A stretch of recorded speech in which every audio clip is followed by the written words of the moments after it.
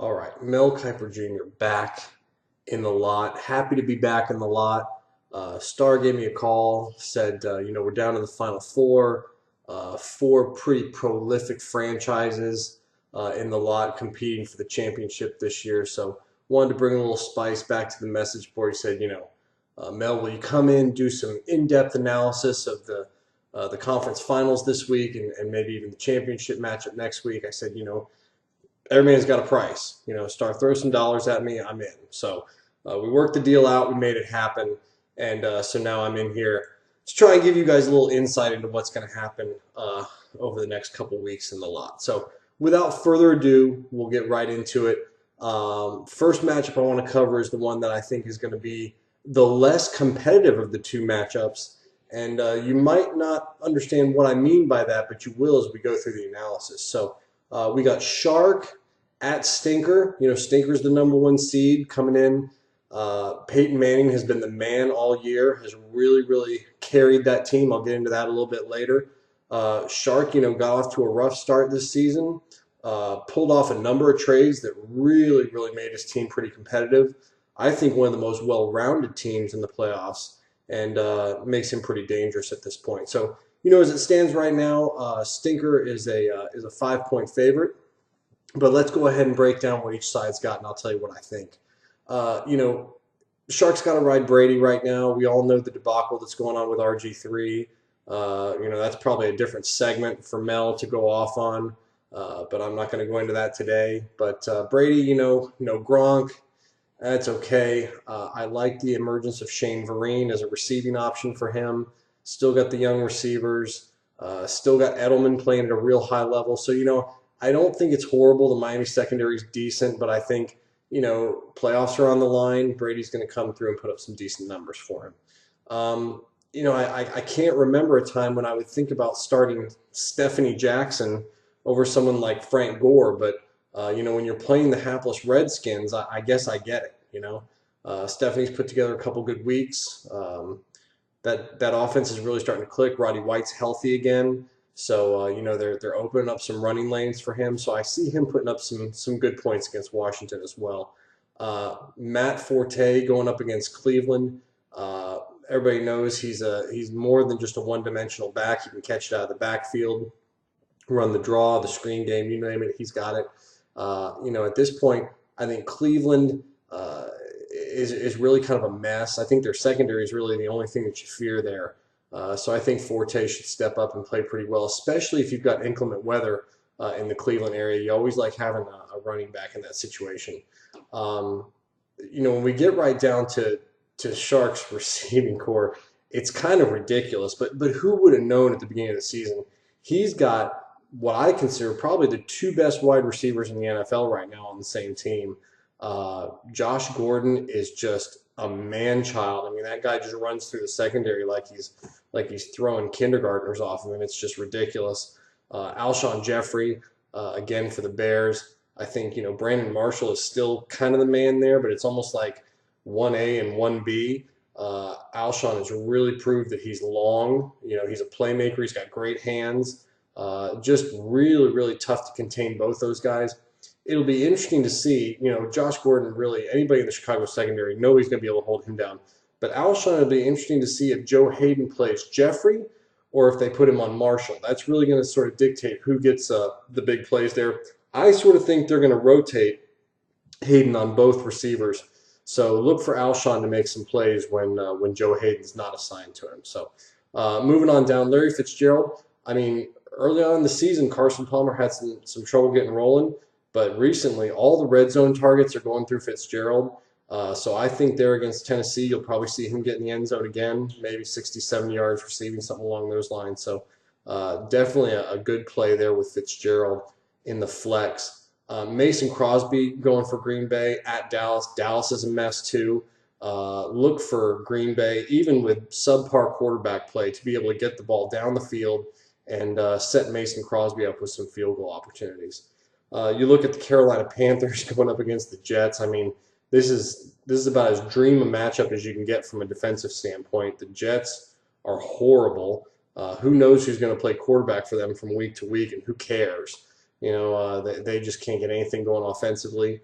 I see that Carolina front seven putting a lot of heat on whoever the quarterback is. Look for that to quite possibly have a chance at being a shutout. So Shark might retain his 3 points that he starts the game with, because that Carolina defense is for real. I think they got something to prove after that shellacking they took from the Saints last week.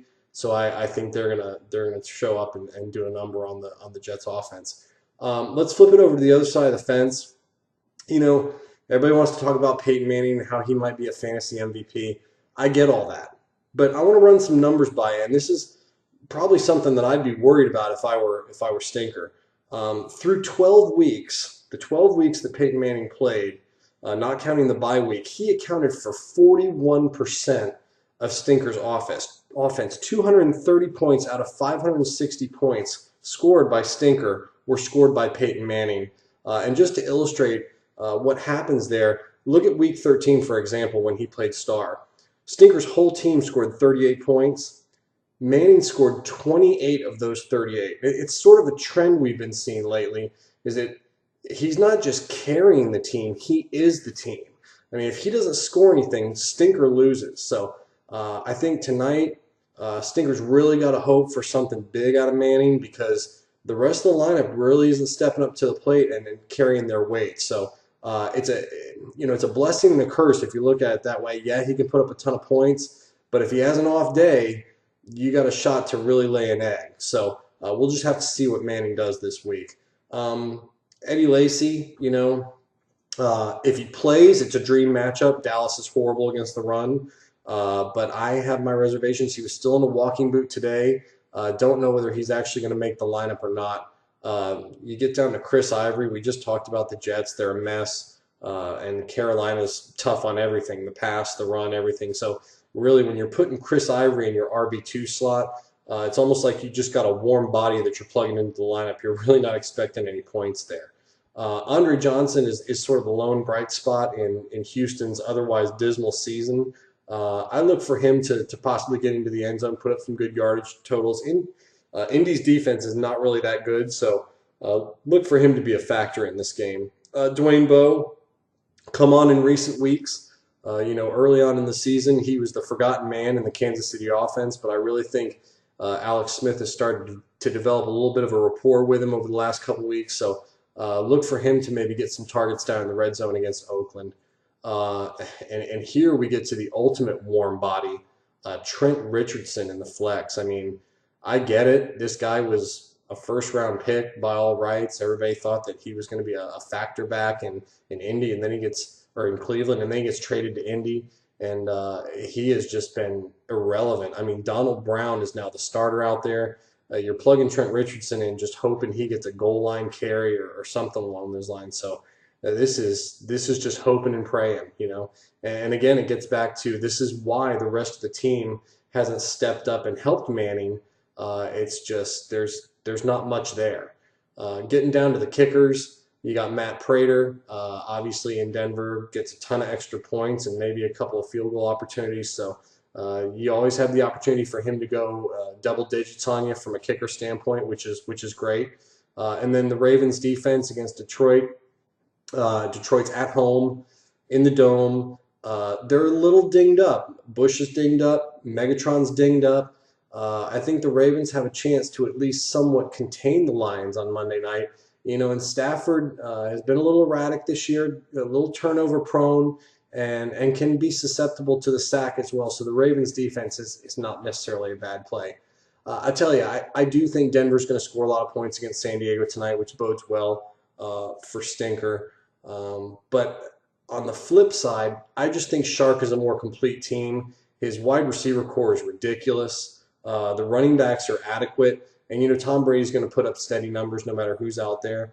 So, even though Shark's a 5-point dog, I'm taking Shark this week. I think he moves on to the championship game with a nice, well-rounded performance. And I just think Stinker doesn't get enough from his supporting cast to help Manning put him over the top. So that's the first game. Then I'll move on to the second game. And we talk about, Starfish going to visit Hooligan. This is another division matchup. These two battled for the division crown right down to the last week. It came down to being separated by total points, just by a handful of total points as to who won the division. So now they get to square off again and see who represents the Aints division in the championship game. We'll go ahead and start with Star's side since he's the visitor. He's going with Philip Rivers tonight. It's a solid play. I think Rivers has been a little erratic, but in recent weeks he's been putting up multiple touchdowns. I think in this particular game, the thought is he's going to be playing from behind. He's going to need to score a lot of points to keep up with Manning and the Broncos. So obviously we're looking for some good passing output from Philip Rivers for Star there. Going down, I think Star probably has the best backfield in the lot. You got Jamal Charles and LaShawn McCoy. Those two were instrumental in the big win over Outlaw in the wild card round. Jamal Charles, he gets Oakland. It could be a real big week for Jamal. The weather's going to be decent out there, and he's such a factor, in the passing game and the running game. He just gets a ton of touches and usually makes the most of them. And then LaShawn McCoy, look what he did in snow, and then he gets a Minnesota defense this week that's about like Swiss cheese. They can't stop the pass, they can't stop the run, and again, he factors in both those areas. So I look for a big game from McCoy as well.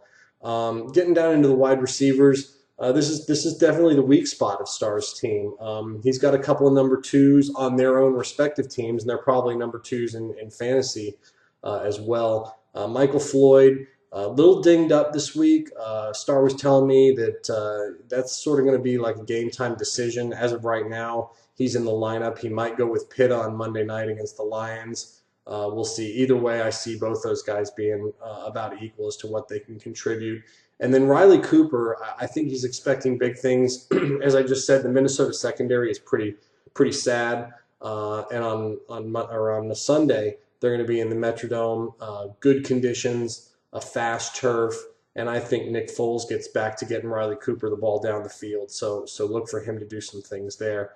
Gio Bernard, obviously Star had to plug him into his flex spot with the injury to Rob Gronkowski. Not necessarily a horrible thing. Bernard has been a pleasant surprise for a lot of fantasy owners. He did some damage against Pittsburgh the last time he played them, got a passing touchdown and a rushing touchdown. So look for Gio to do some things in that Cincinnati offense against the Steelers on Sunday night. You got Stephen Hauschka, who's been as close to a money kicker as you can get. That Seattle offense seems to get down the field with pretty good regularity. Kind of stalls in the red zone sometimes, so definitely gives them some shots at some points. They're going to be at New York. The only thing there is what will the weather be like? The wind kind of swirls there in the Meadowlands, so it can be kind of tough on kickers. But you got to play Hauschka no matter what. And then the Cardinal defense has been another great pickup down the stretch for Star. They had a good matchup throughout the playoffs, and this is another good one. Tennessee, whatever you think of Ryan Fitzpatrick, he's sort of a gunslinger. He's turnover prone. He can be sacked. And the Tennessee offense just doesn't scare anybody. So, and Arizona's still playing for something, so they're out there competing and trying to do their best. So look for some big things from the Cardinal defense this weekend. Let's get over to Hooligan's side of the ball, and what can you say about Drew Brees? He's been the man there in New Orleans. He gets a great matchup this week at St. Louis. It's in a dome. Fast track. That whole team plays well in those type of situations. You're going to get big points from Drew Brees this weekend. So that's kind of a no-brainer. Some question marks here at running back. Ben Tate.